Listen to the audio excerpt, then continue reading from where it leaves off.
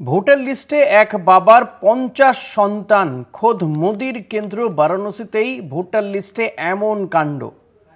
Voter লিস্টে এক বাবার 50 সন্তান। বারাণসী কেন্দ্রে এই ঘটনা ঘটেছে বলে জানা যাচ্ছে। অভিযোগ এমনটাই, যেটি কিনা প্রধানমন্ত্রী নরেন্দ্র মোদির লোকসভা কেন্দ্র।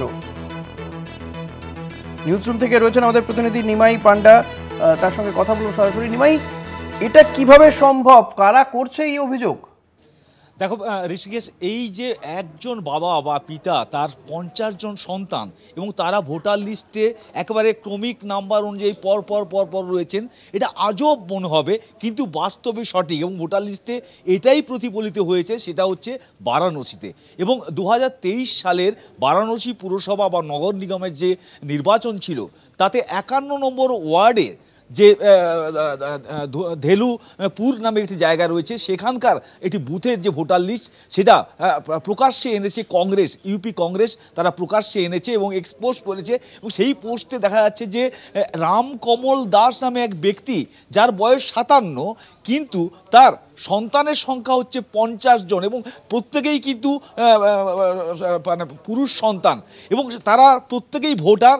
আর তার সবথেকে বড় কথা যে 57 বছর বয়সী রামকমল দাসের একজন সন্তান হচ্ছে 72 বছর বয়স, আর সবথেকে ছোটটির বয়স হচ্ছে 28 বছর বয়স এবং 1 বছরে 4 জন সন্তানও জন্মেছে। মানে এক আজগুবি কাণ্ড মনে হতে পারে, কিন্তু বাস্তবে ভোটার লিস্টে এই প্রতিফলন দেখা যাচ্ছে এবং যা কিন্তু স্পষ্টত, এবং যেখানে কোনো প্রিন্টিং মিস্টেক নেই বা কোনো রকম এখানে জাল নথি তৈরি করা হয়েছে এমনটা নয়, যে ভোটার লিস্টকে জাল করা হয়েছে তাও নয়। ফলে এই ভোটার লিস্ট নিয়ে যা কংগ্রেসের পক্ষ থেকে, ইউপি কংগ্রেসের পক্ষ থেকে পোস্ট করা হয়, তা কিন্তু ইতিমধ্যে ভাইরাল হয়ে গিয়েছে এবং সারা ভারতবর্ষ জুড়ে এ নিয়ে চাঞ্চল্য শুরু হয়েছে এবং তর্ক বিতর্ক শুরু হয়েছে।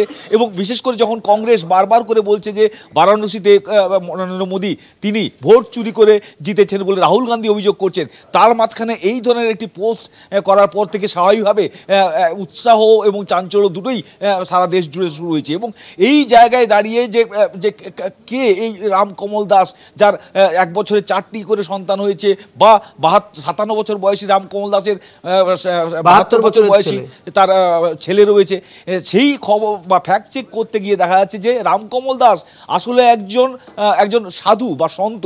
তিনি একটি মঠ চালান এবং এরা হচ্ছে তার শিষ্য। এবং এই যে পরম্পরা অনুযায়ী এই শিষ্যরা তাদের যে গুরুদেব অর্থাৎ রামকমল গুরুকে তারা পিতা বলে মনে করেন এবং ভোটার লিস্টে নাম লিখেছেন একই ঠিকানায় 50 জন সন্তান, যাদের পিতার নাম হচ্ছে রামকমল দাস। যা অবশ্যই শুনতে হয়তো অবাক লাগতে পারে, কিন্তু বাস্তবে ভোটার লিস্টে এই ছবি দেখা যাচ্ছে। নিমাই, এ নিয়ে নির্বাচন কমিশন তারা এই বিষয়টাকে কিভাবে দেখছে, তারা কি বলছে এই নিয়ে?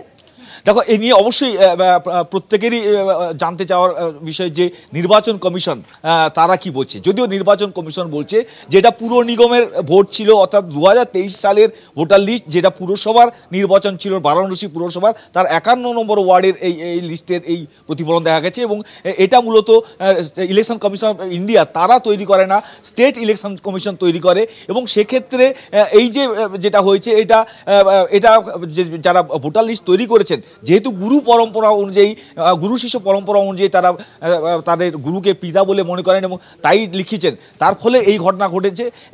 এর সঙ্গে ইলেকশন কমিশন কোনো ভুল চুক করেনি বা কোনোভাবে এটাকে তারা মানে যে ভোটার লিস্টে কারচুপি করার চেষ্টা করেনি। তারা এটাই জানিয়েছে যে রামকমল দাসকে তারা পিতা বলে মনে করেন বলে তারা নাম লিখেছেন রামকমল দাসকে বাবা হিসেবে 50 জন সন্তান। কিন্তু এর সঙ্গে ইলেকশন কমিশন অফ ইন্ডিয়া বা বারাণসীর যে লোকসভা ভোটের যে ভোটার লিস্টের কোনো সম্পর্ক নেই। ফলে নরেন্দ্র মোদী বা বিজেপি পক্ষ থেকেও নরেন্দ্র মোদীর ব্যাপারে বা তার বারাণসী কেন্দ্র নিয়ে বিজেপি দাবি করছে যে এই ভোটার লিস্ট কখনোই ভোট চুরির ভোটার লিস্ট নয়, এটা একেবারে গুরু শিষ্য পরম্পরা অনুযায়ী হয়েছে এবং এক্ষেত্রে কোনো রকম কারচুপি বা ভোট চুরির প্রশ্নই ওঠে না এবং এর সঙ্গে মানে লোকসভা ভোটের কোনো সম্পর্কও নেই। ধন্যবাদ নিমাই। কথা বলছিলাম আমাদের প্রতিনিধি নিমাই পান্ডার সঙ্গে।